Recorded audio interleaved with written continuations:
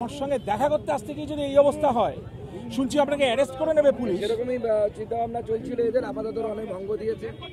এখানে কি প্রশাসন চলছে আপনি বুঝতে পারছেন? আমি সমস্ত বুঝতে পারছি। উপরে কি নজরদারি চালানো হচ্ছে পুলিশের তরফ থেকে? অ্যাবসলিউটলি, একটা তো কিছু হচ্ছে, একটা কিছু তো হচ্ছে।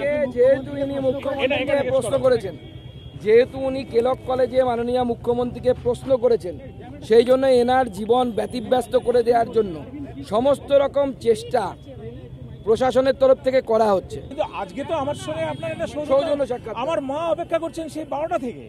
একটার সময় উনি লাঞ্চ করে এখন শুয়ে পড়েছেন, উনি ভাবতে পারছেন না যে এত দেরি কেন হচ্ছে। এখন টিভিতে বোধহয় কেউ একটা দেখিয়েছে, দেখে উনি এখন কান্নাকাটি শুরু করেছেন যে কি।